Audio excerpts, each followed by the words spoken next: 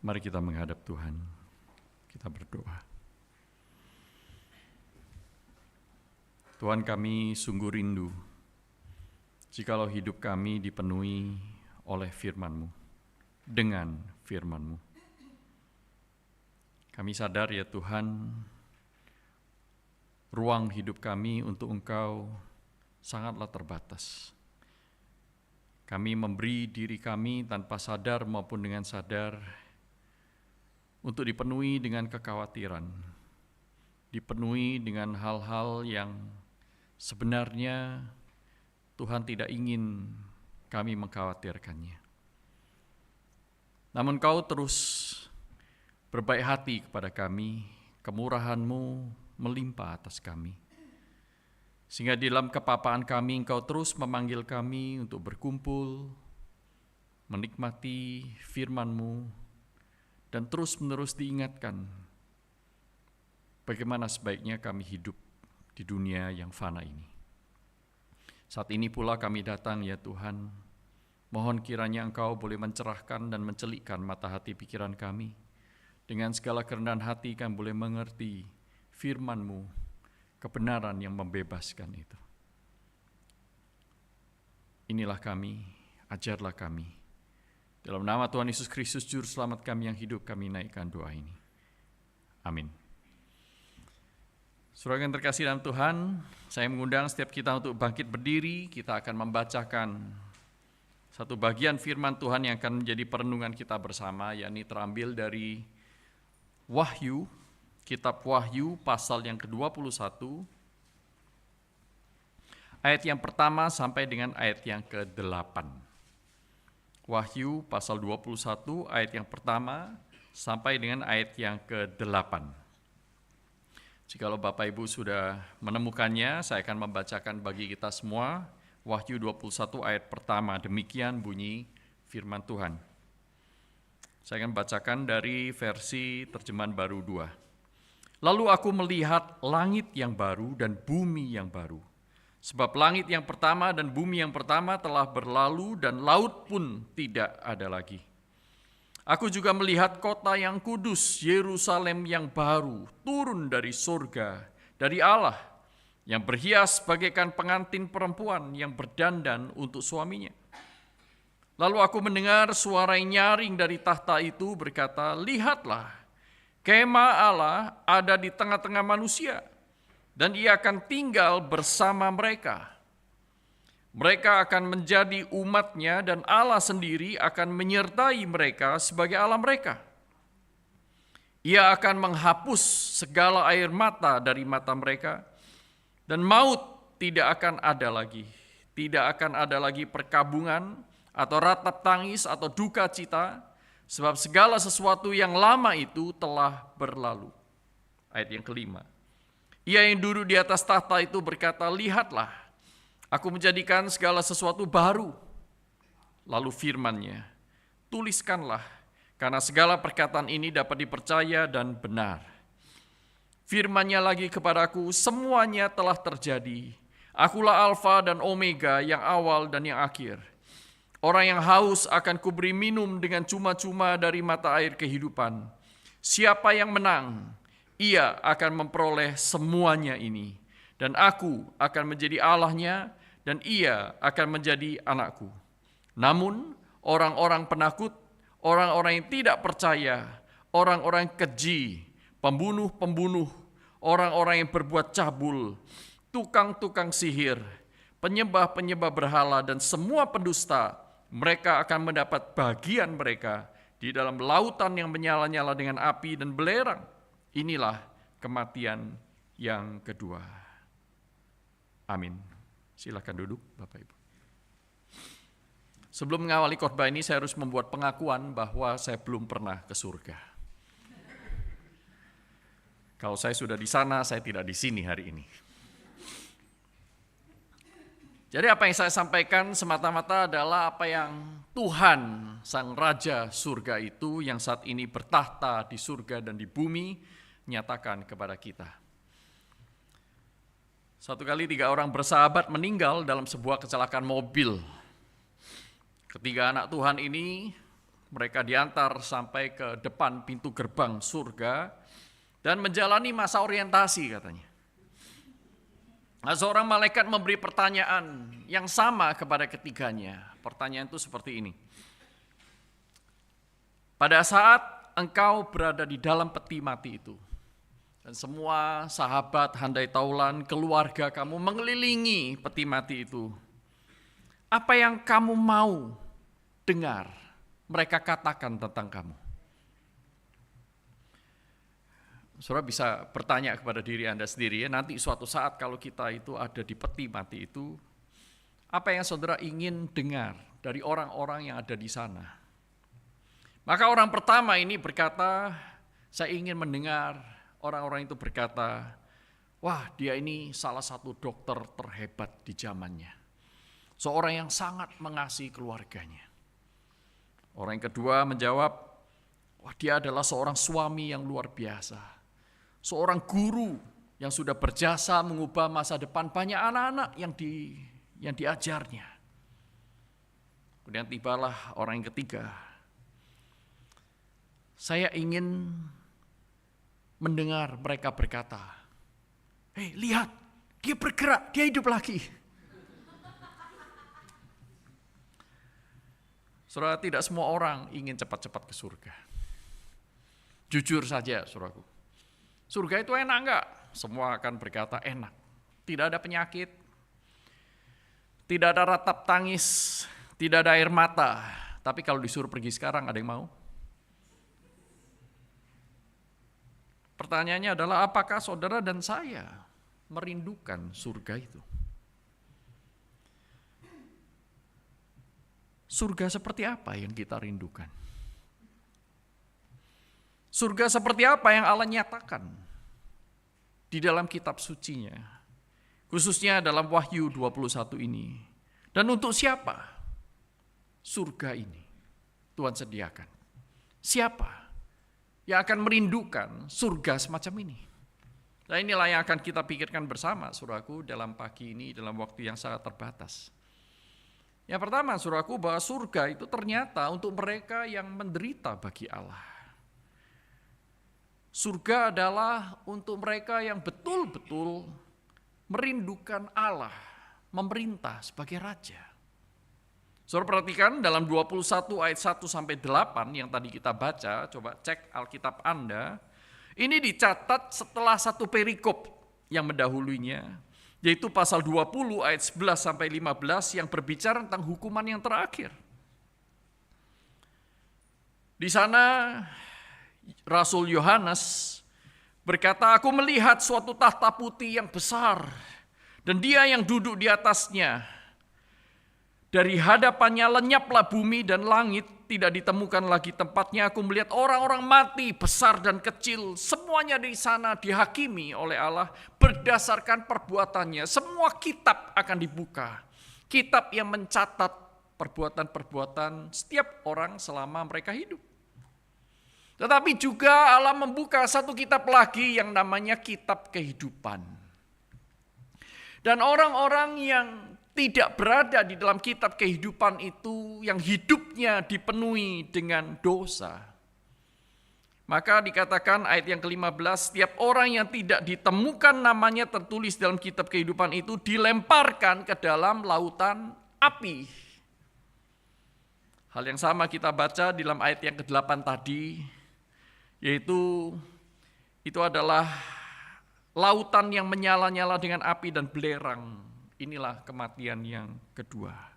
Baru setelah pasal 20 itu ditutup, pasal 21 berbicara tentang langit dan bumi yang baru.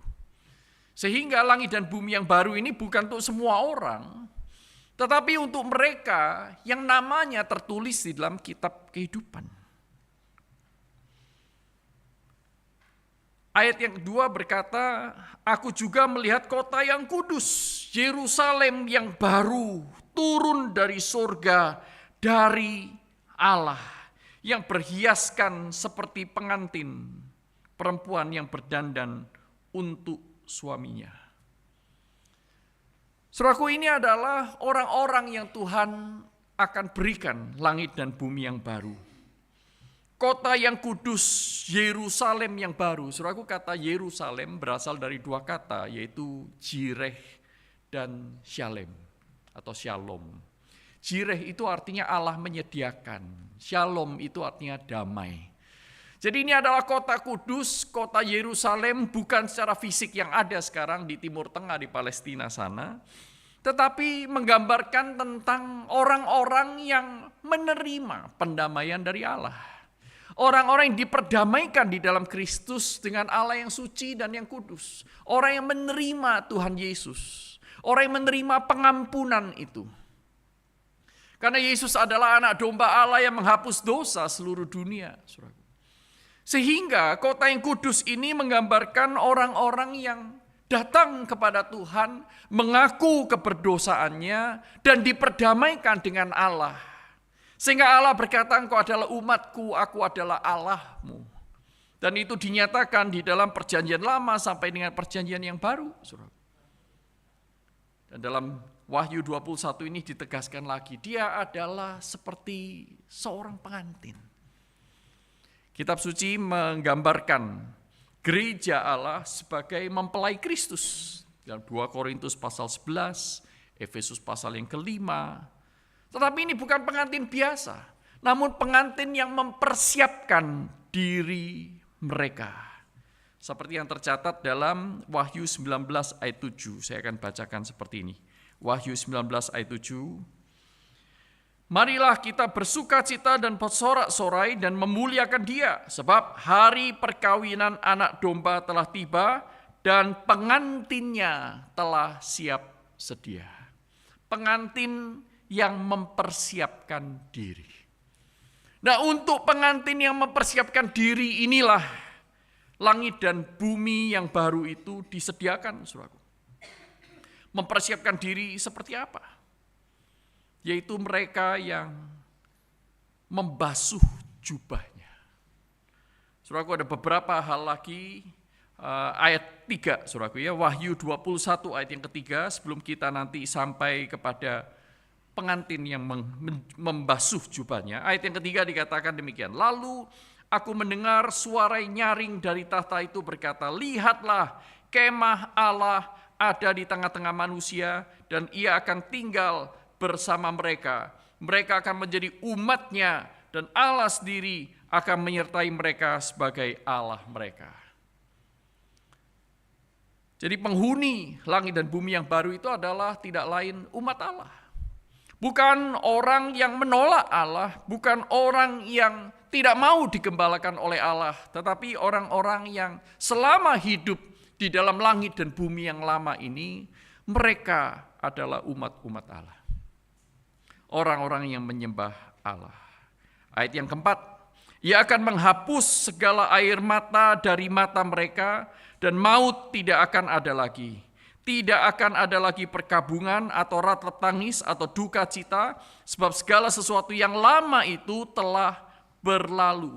Siapakah mereka ini? Yaitu mereka yang selama di dunia ini, di langit dan bumi yang lama, mereka meratap, mereka berduka, mereka menderita bagi Kristus. Bukan orang-orang biasa. Bukan orang yang asal menjadi Kristen. Tetapi orang yang rela menderita, meratap, berduka bagi Kristus. Saya langsung mengingat bagian dalam khotbah di bukit dalam Matius pasal 5 ayat yang keempat. Dilanjutkan dengan pas ayat 10 sampai dengan ayat 12. Di sana dikatakan berbahagialah mereka yang berduka cita. Karena Allah akan menghibur mereka. Berbahagialah mereka yang karena aku. Engkau menderita, engkau dianiaya dan engkau difitnah. Nah, mereka akan mendapatkan kebahagiaan itu di dalam langit dan bumi yang baru kelak. Untuk mereka inilah langit dan bumi yang baru. Bukan untuk mereka yang berbahagia di dalam keberdosaannya. Bukan untuk mereka yang menikmati semua yang ditawarkan oleh dunia. Tetapi mereka yang dimusuhi oleh dunia karena Kristus dan karena Injil. Tuhan Yesus berkata dalam Markus 10 misalnya, Barang siapa yang karena aku dan karena Injil meninggalkan ladangnya, rumahnya, papanya, mamanya, istrinya, anaknya, dan semuanya itu, suatu kali kelak aku akan memberi mereka 100 kali lipat apa yang mereka tinggalkan di dunia ini. Langit dan bumi yang baru diberikan kepada mereka yang meratap, berduka, dan menderita bagi Kristus. Ayat yang ke-7, saudaraku, di sini dikatakan bahwa siapa yang menang, ia akan memperoleh semuanya ini. Siapa yang akan memperoleh langit dan bumi yang baru, yaitu mereka yang menang. Saudaraku, kata menang ini, barang siapa yang menang, ini diulang berkali-kali mulai dari pasal yang kedua, Wahyu pasal yang kedua. Dalam Wahyu pasal yang kedua, ketika Tuhan memberikan pesan kepada 7 jemaat, di sana selalu diakhiri dengan kata barang siapa yang menang, barang siapa yang menang, barang siapa yang menang. Dan pasal 21 ini demikian juga diberikan, siapa yang menanglah yang akan memperoleh langit dan bumi yang baru, yang akan dihapuskan air matanya dari mata mereka. Siapa mereka yang menang ini? Menang dalam apa? Mereka yang menang dalam ujian iman. Mereka yang mengikut Allah dengan setia. Mereka yang tidak mengikut dunia. Mereka yang menang ini adalah mereka yang mempersiapkan diri mereka seperti pengantin yang mempersiapkan dirinya bagi mempelai laki-laki itu. Saya akan membaca satu bagian yang indah ini dari Wahyu pasal yang ke-7, ayat 13 sampai dengan ayat yang ke-17. Wahyu pasal 7, ayat 13 sampai 17, demikian bunyi firman Tuhan. Lalu salah seorang dari antara tua-tua itu berkata kepadaku, siapakah mereka yang memakai jubah putih itu? Dan dari manakah mereka datang? Aku berkata kepadanya, Tuanku, Tuhan mengetahuinya. Lalu ia berkata kepadaku, mereka ini orang-orang yang keluar dari kesusahan yang besar.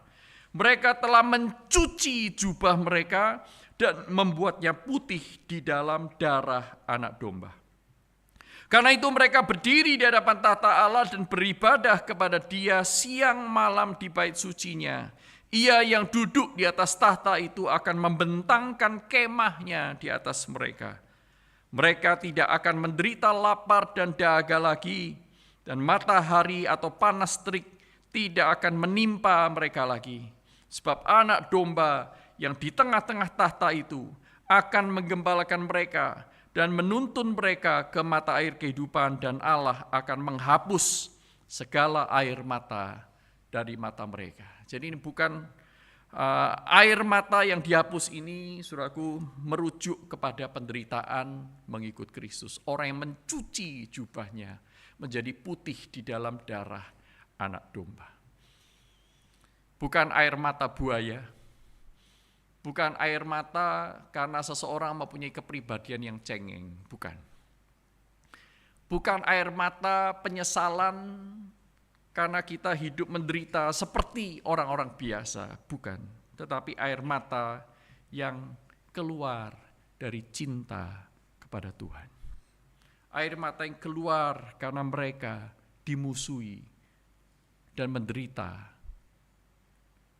dari siksaan dunia. Saudaraku, langit dan bumi yang baru ini ternyata bukan untuk semua orang, tetapi untuk mereka yang percaya kepada Kristus. Mereka yang mengikut dan digembalakan oleh Kristus dan berjuang bagi Kristus selama hidup di langit dan bumi yang sekarang ini. Saya mendengar kesaksian dari seorang misionaris bernama Amanda Ray Hedges. Amanda Ray Hedges ini sejak berusia 9 tahun di Amerika sana. Satu kali dia mendengar, mengikuti sebuah konser misi. Dan dia mendengar kata Indonesia di sana dipresentasikan. Mulai muncul dalam dirinya sebuah kerinduan, aku ingin melayani Indonesia. Ini anak bule umur 9 tahun. Saudaraku. Dan kemudian saudaraku, dia mulai mendoakan dan dia menyisihkan uangnya. Dia mengirimkan uang yang dia sisihkan itu kepada badan misi yang melayani di Indonesia. Sampai suatu ketika dia 17 tahun, dia lulus SMA, dan dia tadinya sudah hampir lupa terhadap janji dia untuk melayani Indonesia. Namun dia datang lagi ke konser yang lain, dia diingatkan, saudaraku. Wah, ternyata Tuhan tidak melupakan panggilannya. Dan akhirnya dia memberi diri, saudaraku. Dia berdoa dan dia berkata kepada orang tuanya mendukung dia. Dan akhirnya singkat cerita pergilah dia ke Jakarta Timur. Dia mencari info di internet beberapa panti asuhan. Dan akhirnya dia menemukan satu panti asuhan yang merespons email dia. Mungkin panti-panti asuhan yang lain sulit untuk menjawab email dalam bahasa Inggris. Tetapi ada satu yang menjawab. Dan kemudian akhirnya datanglah dia di sana, dia tinggal bersama-sama dengan anak-anak panti itu, bersama dengan beberapa pembina yang tinggal di panti itu, ada 20 lebih orang yang tinggal saat itu. Dia tinggal bersama dengan 2 orang yang lain. Dari Amerika yang begitu mapan, saudaraku, begitu, wah, dia sekarang masuk ke panti asuhan. Digigit nyamuk, saudara. Heran ya, nyamuk itu bisa pilih. Satu kali saya dan sekeluarga itu pulang berlibur di Indonesia setelah 2 tahun saya dan istri saya studi di Amerika. Kami membawa anak kami yang sulung itu pulang ke Indonesia pertama kalinya. Dan herannya, nyamuk itu tidak pilih kami orang-orang tua ini. Pilihnya anak kami. Lucu ya. Satu kamar yang sama, yang bentol-bentol dia, saudara. Maka itu adalah obat nyamuk yang paling efektif. Saudara, Amanda Ray Hedges ini mengalami itu. Dia digigit nyamuk, dia berkata bahwa penderitaan itu banyak sekali. Dia diolok-olok orang, bule. Waktu dia tidak bisa bahasa Indonesia, dia diolok-olok. Waktu dia mulai belajar berbahasa Indonesia pun dia tetap diolok-olok. Tapi sekarang bahasa Indonesia sudah sangat lancar. Dia berkata hampir setiap malam dia berderai air mata di hadapan Tuhan. Dia menangis sekali, Tuhan beri aku 1 hari lagi. Kuatkan aku 1 hari lagi di tengah-tengah penderitaan. Umur 17-18 tahun, suruh bayangkan, keluar jauh dari keluarganya. Masuk dalam satu negara yang asing sekali, bahasanya dia tidak mengerti, dia tidak punya teman, dia ngomong orang nggak ngerti, orang ngomong dia juga nggak ngerti. Tapi itulah yang dihadapi. Ada orang-orang seperti Amanda Ray Hedges ini, yang rela menderita bagi Kristus. Surga untuk mereka. Yang kedua, saudaraku, surga ternyata bukan untuk mereka yang menolak Allah, yang tidak pernah mau diperintah oleh Allah sebagai raja. Saudaraku, saya akan fokuskan di ayat yang ke-8, dikatakan di sana, namun orang-orang penakut, orang-orang yang tidak percaya, orang-orang keji, pembunuh-pembunuh, orang-orang yang berbuat cabul, tukang-tukang sihir, penyembah-penyembah berhala, dan semua pendusta, mereka akan mendapat bagian mereka di dalam lautan yang menyala-nyala dengan api dan belerang, bukan langit dan bumi yang baru. Inilah kematian yang kedua. Saudaraku, surga tidak dirindukan oleh mereka yang mencintai dunia lebih daripada Allah. Surga hanya dirindukan oleh mereka yang lebih mencintai Allah daripada dunia.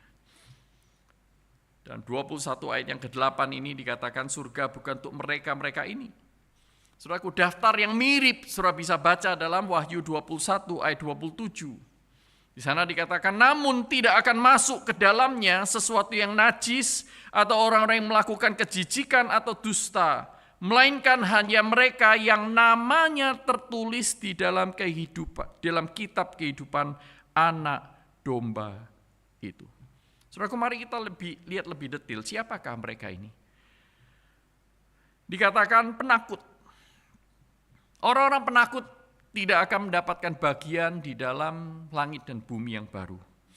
Dalam pasal 2 ayat yang ke-10, Wahyu ini, saudaraku, kitab Wahyu, dikatakan demikian. Pasal 2 ayat yang ke-10. Jangan takut terhadap apa yang harus engkau derita. Sesungguhnya iblis akan melemparkan beberapa orang dari antara kamu ke dalam penjara, supaya kamu dicobai dan kamu akan beroleh kesusahan selama 10 hari. Hendaklah engkau setia sampai mati, dan aku akan mengaruniakan kepadamu mahkota kehidupan. Mereka yang takut menderita, mereka akan ikut jalan iblis, dan mereka inilah tidak akan masuk dalam langit dan bumi yang baru. Mereka yang takut menderita bagi Kristus, mereka yang lebih memilih keamanan dan kesenangan dunia ketimbang menderita bagi Kristus. Para penakut tidak berbagian di dalam langit dan bumi yang baru. Berikutnya adalah orang-orang yang tidak percaya. Dalam pasal 2 ayat yang 13, di sana juga disebutkan tentang hal ini. Ayat 13, pasal 2. Aku tahu di mana engkau tinggal, yaitu di tempat tahta iblis. Namun engkau berpegang kepada namaku dan tidak menyangkal imanmu kepadaku. Juga tidak pada zaman Antipas, saksiku yang setia kepadaku, yang dibunuh di hadapan kamu, di mana iblis tinggal. Orang-orang yang terus berpegang kepada Allah, orang-orang yang tidak menyangkal imannya seumur hidup mereka, maka mereka lah yang akan mendapatkan bagian di dalam langit dan bumi yang baru. Sedangkan mereka yang menyangkal imannya, mereka yang tidak percaya kepada Kristus, mereka tidak mendapatkan bagian. Berikutnya adalah orang-orang keji. Saudaraku, kata keji di sini disamakan dengan kata amoral. Orang-orang yang secara seksual itu amoral, saudaraku. Orang yang tidak memperhatikan kesucian pernikahan. Dikatakan orang-orang ini adalah orang-orang yang keji. Orang-orang yang menjijikkan. Kata Craig Keener, salah seorang komentator. Saudara. Baik orang ini tidak menjaga kemurnian komitmen dengan Allah, sang pengantin pria itu. Juga di dalam kehidupan pernikahan mereka. Orang-orang keji, orang-orang yang tidak menghargai ikatan perjanjian. Orang-orang yang mencemari kemurnian pernikahan. Berikutnya adalah pembunuh. Para pembunuh, ini termasuk orang-orang yang demi kepentingan sendiri mengkhianati dan menyerahkan saudara seimannya sehingga mereka dibunuh oleh musuh-musuh Injil. Saudaraku, banyak sekali orang-orang seperti ini terjadi di era rasul-rasul itu, di abad-abad awal. Ketika orang-orang Kristen dikejar-kejar oleh kaisar-kaisar Romawi yang sangat membenci mereka. Ada Nero, ada Domitianus, dan lain-lain. Saudaraku. Dan ketika mereka dikejar-kejar, orang-orang Yahudi itu ditanyain, apakah engkau termasuk orang percaya itu? Oh tidak, dulu saya termasuk tapi sekarang saya sudah tidak lagi. Apakah engkau tahu di mana mereka tinggal? Oh mereka tinggal di sana, di sini, di sana, di sini. Mereka itu orang-orang Kristen.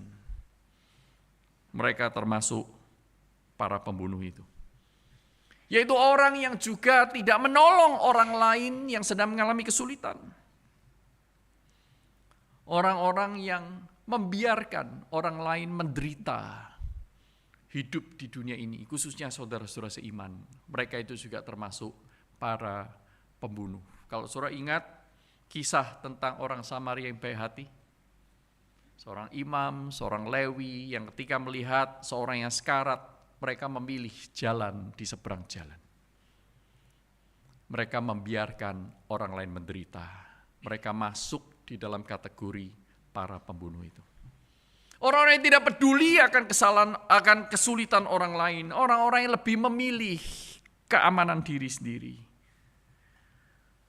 Mereka adalah para pembunuh itu. Yang berikutnya adalah orang-orang cabul, orang-orang sundal, orang-orang yang suka selingkuh, para pengikut dunia.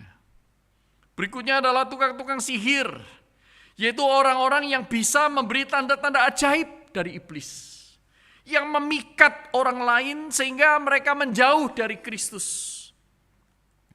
Dan ini ada contohnya dalam Wahyu pasal 13. Saya akan bacakan bagi saudara Wahyu pasal 13, ayat 13 sampai dengan ayat 14. Sini berbicara tentang binatang yang keluar dari dalam bumi itu. Mulai dari ayat 11 saya bacakan. Lalu aku melihat seekor binatang lain keluar dari dalam bumi dan bertanduk dua sama seperti anak domba. Mirip seperti anak domba. Ini antikristus. Dan ia berbicara seperti seekor naga. Seluruh kuasa binatang yang pertama itu dijalankannya di depan matanya. Ia menyebabkan seluruh bumi dan semua penghuninya menyembah binatang pertama yang telah sembuh dari luka yang membahayakan hidupnya. Ia mengadakan tanda-tanda yang dahsyat. Bahkan ia menurunkan api dari langit ke bumi di depan mata semua orang. Ia menyesatkan mereka yang tinggal di bumi dengan tanda-tanda yang telah diberikan kepadanya untuk dilakukan di depan mata binatang itu. Ia menyuruh mereka yang tinggal di bumi supaya mendirikan patung untuk menghormati binatang yang luka oleh pedang, namun yang tetap hidup itu. Yaitu orang-orang yang sanggup membuat tanda-tanda, membuat banyak orang Kristen terpesona oleh tanda-tanda itu, baik oleh tanda-tanda yang betul-betul dibuat maupun oleh kisah-kisah yang sebenarnya tidak membawa orang semakin dekat kepada Kristus, tetapi semakin dekat kepada si pemberita. Tadi pagi saya menerima sebuah pesan karena saya posting tema khotbah saya di Instagram Story. Ada orang berkata, waduh, Bapak perlu referensi dari orang yang suka naik turun surga. Lalu sambil nyetir saya pikir, iya ini jangan-jangan GKPKR Teluk Gong ini salah mengundang saya. Karena kan saya tidak pernah ke surga. Ya. Mesti ngundang mereka yang mengaku pernah. Nah, saudaraku, ada orang-orang tertentu yang dengan begitu mudah memberitakan apa yang bukan isi Alkitab. Memberitakan pengalaman-pengalaman yang bombastis, yang bahkan tidak bisa diketahui kebenarannya. Benar atau salah nggak ada yang tahu, saudaraku. Karena itu sifatnya pengalaman pribadi. Saudaraku, pengalaman pribadi tidak seharusnya menjadi dasar kebenaran. Apalagi diberitakan kepada jemaat. Pengalaman pribadi bisa menolong kita untuk mengerti kebenaran, tetapi pengalaman pribadi yang menarik orang justru menjauh dari Kristus adalah pengalaman pribadi yang tidak seharusnya keluar dari mimbar Yesus Kristus. Saudaraku, tukang-tukang sihir semakin banyak sekarang ini. Berikutnya adalah penyembah-penyembah berhala, yaitu mereka yang tunduk kepada pemerintahan yang lain selain Kristus. Orang-orang yang menyembah ilah-ilah yang lain. Para penyembah berhala ini bisa saja penyembah berhala full-timer, tetapi banyak sekali yang part-timer. Kalau minggu menyembah Tuhan Yesus, hari-hari yang lain menyembah yang lain. Di dalam setting-setting tertentu terlihat sangat saleh kekristenannya, tetapi di dalam setting-setting yang lain, dalam kehidupan yang lain, mereka tidak sedang mengikut Kristus. Penyembah berhala ini mungkin bisa disebut sebagai orang-orang Kristen tomat. Saudara tahu orang Kristen tomat? Minggu tobat, Senin kumat. Minggu kelihatan menyembah Allah, datang ke rumah Allah, menyanyikan lagu puji-pujian. Di hari-hari berikutnya atau jam berikutnya, apa yang dia dengarkan, apa yang dia katakan, siapa yang dia sembah. Banyak sekali orang-orang mengaku Kristen tapi sesungguhnya mereka adalah para penyembah berhala. Jeff Van der Stel dalam salah satu seminarnya berkata demikian, Jikalau kita hanya mau melakukan perintah-perintah Allah yang sesuai dengan keinginan kita, maka sesungguhnya kita tidak sedang mengikut Allah, kita sedang mengikut diri sendiri. Yaitu orang yang tebang pilih, untuk yang ini nyaman. Perintah-perintah Allah yang nyaman, percayalah. Maka engkau akan sembuh. Aku mau yang seperti ini. Tetapi demi Kristus, sangkalah dirimu, pikul salib. Nah, yang seperti ini saya tidak mau. Orang-orang seperti ini terlihat seolah-olah Kristen, tetapi sesungguhnya mereka sedang menyembah dirinya sendiri. Bukan Allah yang dia ikuti dirinya sendiri. Dia ikuti kehendaknya, dia ikuti kemauan dia. Saudaraku, pada akhirnya mari kita bertanya, apakah semua orang itu nanti akan diselamatkan ya? Apakah semua orang yang akan tinggal bersama dengan Allah di langit dan bumi yang baru? Tentu saudaraku, ini bukan pertanyaan yang mudah, juga bukan pertanyaan yang bisa dijawab secara sederhana. Saya tidak berusaha menjawabnya di sini, namun kalau saudara membaca dari Wahyu 20, Wahyu 21, Wahyu 22, tampaknya ada indikasi yang kuat bahwa langit dan bumi yang baru ini bukan untuk semua orang. Dan masih banyak ayat-ayat Alkitab yang lain, saudaraku, yang mempunyai nada yang sama. Bahwa ternyata tidak semua orang akan masuk surga. Para pendusta, penyembah berhala, tukang-tukang sihir, orang-orang cabul, orang yang tidak beriman, tidak percaya kepada Yesus, pembunuh, penakut. Mereka tidak berbagian di dalam langit dan bumi yang baru menurut Wahyu 21 ini. C.S. Lewis dalam bukunya The Great Divorce berpendapat bahwa Allah itu sangat-sangat menghargai kehendak bebas manusia. Saking menghargainya, maka dia mengizinkan setiap orang untuk memilih, bahkan memilih perpisahan kekal dengan Allah. Oleh karena itu, memaksakan keselamatan kepada semua orang justru menunjukkan bahwa Allah tidak menghargai kehendak bebas manusia. Saudaraku, mengapa kita harus memaksakan orang-orang yang tidak memang menyukai Allah itu untuk tinggal di dalam surga? Jikalau di langit dan bumi yang ada sekarang ini, mereka tidak pernah mencintai Allah, berpikir mencintai Allah, bahkan mereka secara aktif menolak dan melawan Injil Yesus Kristus. Mereka menyalibkan Dia dalam hidupnya sehari-hari. Pada pasal 3 ayat 19-20, saya akan bacakan bagi saudara, ini ayat yang begitu indah dari Tuhan. Wahyu pasal 3 ayat 9-10, demikian bunyi firman Tuhan. Lihatlah. 3 ayat 19-20 ya. Siapa yang kukasihi, ia kutegur dan kuhajar. Sebab itu bersungguh-sungguhlah dan bertobatlah. Lihat, aku berdiri di depan pintu dan mengetuk. Jikalau ada orang yang mendengar suaraku dan membukakan pintu, aku akan masuk menemui dia dan makan bersama dia dan ia bersamaku. Hanya mereka yang membuka pintu hatinya, pintu hidupnya untuk Yesus masuk dan mengubahnya.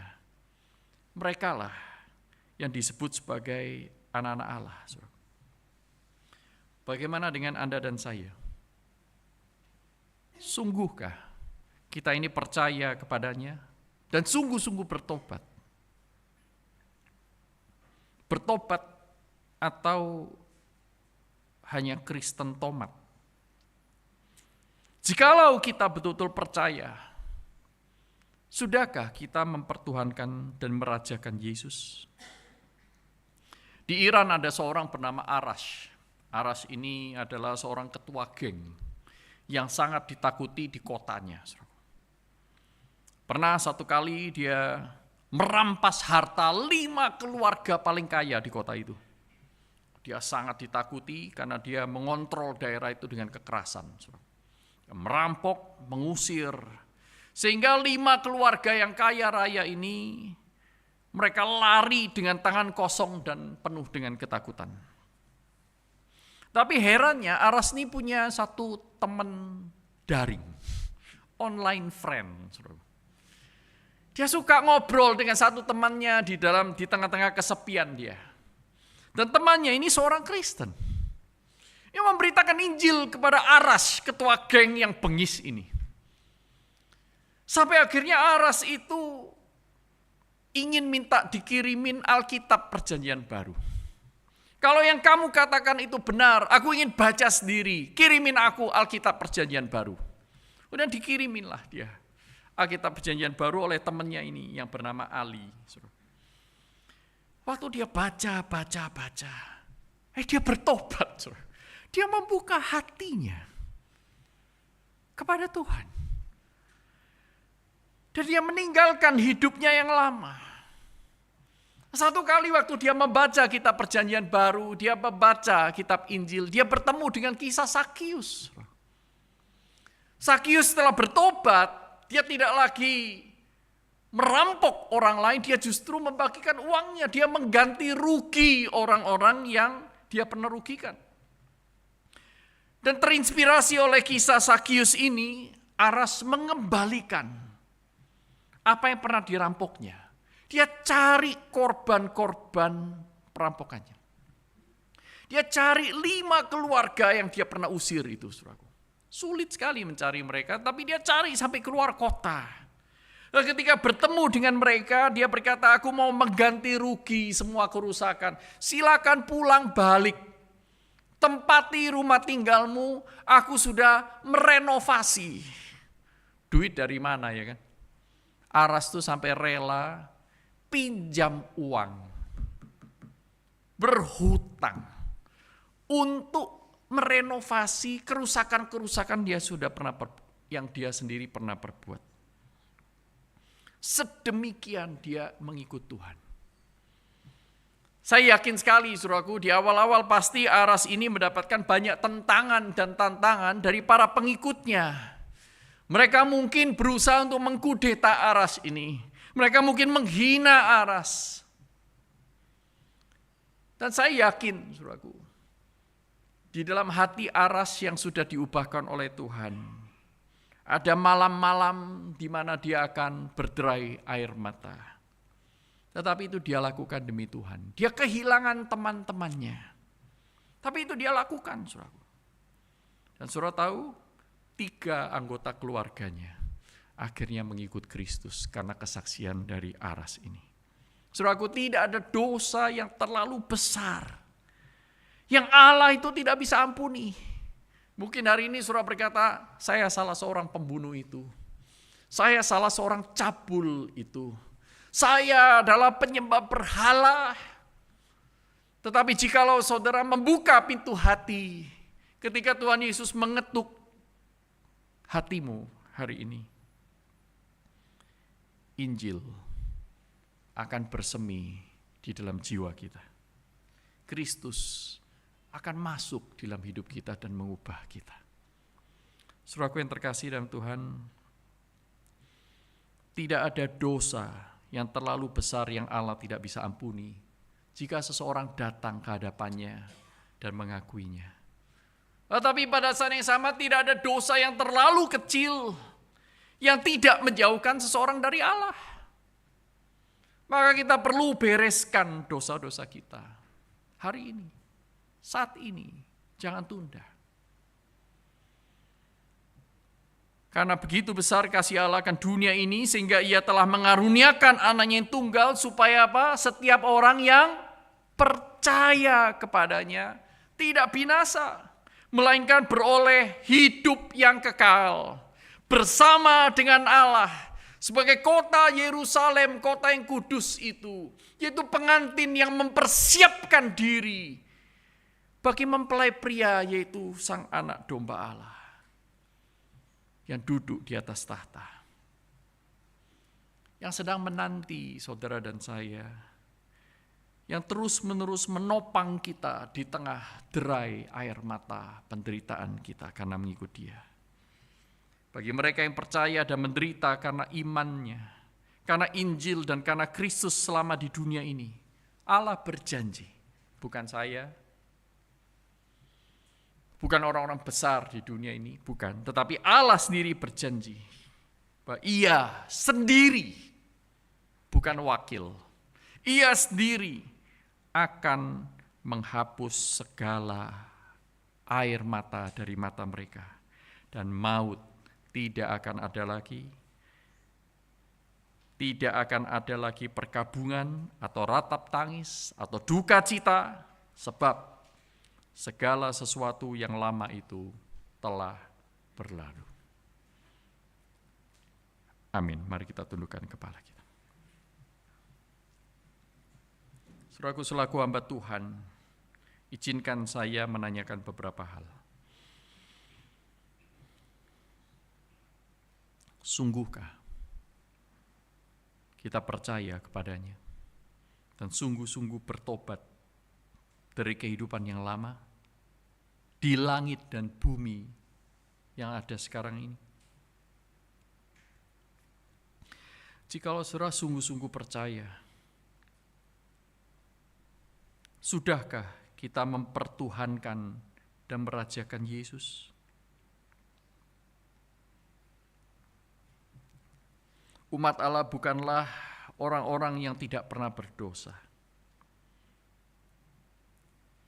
Tetapi umat Allah adalah orang-orang yang mengakui dosanya, membereskannya bersama dengan Tuhan. Sehingga mereka merindukan tinggal bersama-sama dengan Allah setelah langit dan bumi yang lama ini akan berlalu. Apakah Anda merindukan Dia lebih daripada segala sesuatu? Dia, Kristus, tidak menganggap kesetaraan dengan Bapa sebagai hal yang harus dipertahankan. Dia meninggalkan singgasananya untuk masuk ke dalam langit dan bumi yang lama ini, supaya saudara dan saya beroleh langit dan bumi yang baru.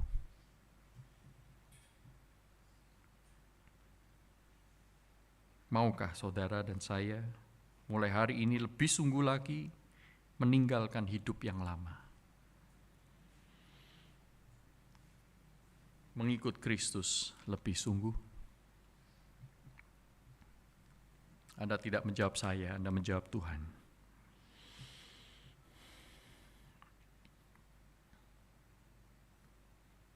Tuhan, ini kami. Dengarlah seru doa dan jawaban kami.